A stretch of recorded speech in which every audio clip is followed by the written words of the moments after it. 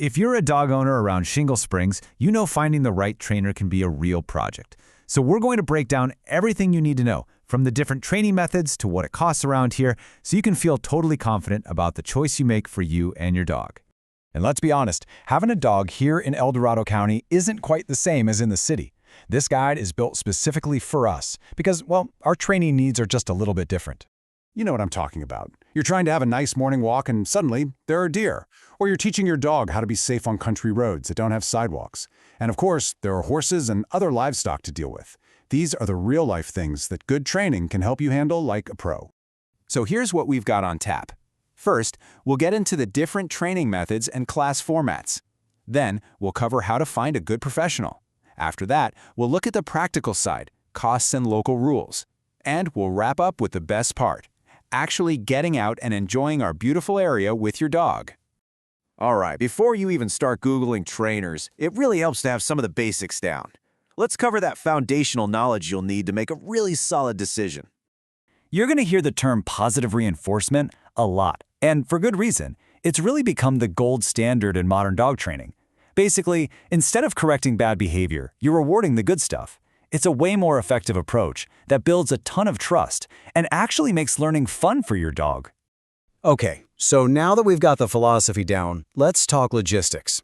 Training isn't one size fits all. There are a few different ways it's offered, so let's figure out which one is the right match for your goals and, of course, your dog's personality. So here's a quick look at the two most common options. You've got group classes, which you'll often find in nearby Cameron Park or El Dorado Hills.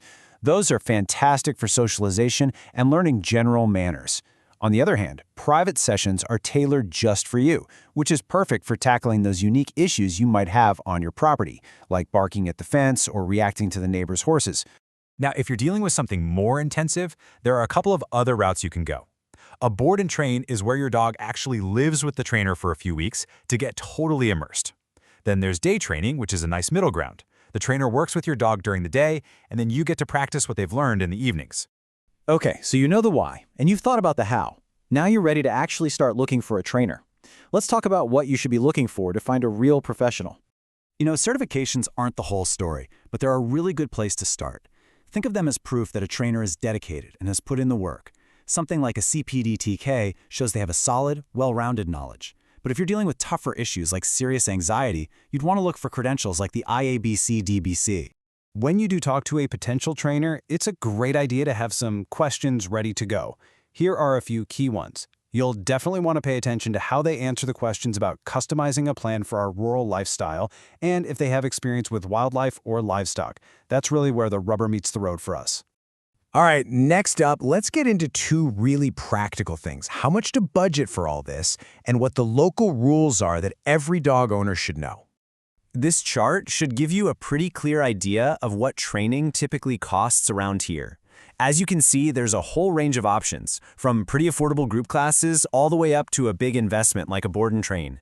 This just helps you kind of line up your budget with what you're hoping to achieve. And beyond the money, it's also smart to know the local regulations for dog owners. The funny thing is, good training is probably the single easiest way to make sure you're being a great neighbor and responsible member of the community. See, a well-trained dog makes following these county rules almost effortless. If your dog has a great recall, keeping them under control is no problem. Good training can solve nuisance barking. It all just makes being a responsible, licensed dog owner a whole lot simpler. So now, let's get to the really good stuff. The payoff. After all the research and all the practice, what's it all for? Well, it's for enriching your life and being able to truly enjoy everything Shingle Springs has to offer, right alongside your dog. And once you've got that foundation built, you can take your skills out into the world. These are some amazing local spots to practice. You can work on that recall at the Cameron Park Dog Park, or practice polite leash walking on the beautiful tribal preserve trails. Just think for a second. With this kind of training under your belt, your everyday life with your dog can look and feel totally different. Picture yourself strolling through the preserve, and your arm isn't being yanked from its socket. Your dog is just walking calmly right next to you, checking in with you, and not even caring about the squirrels or deer. That's not a dream. It's absolutely something you can achieve.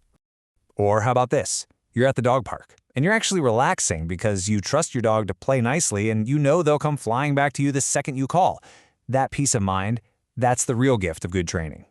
In the end, this is all about turning your dog into a true partner for all your adventures. We wish you the very best of luck on your journey.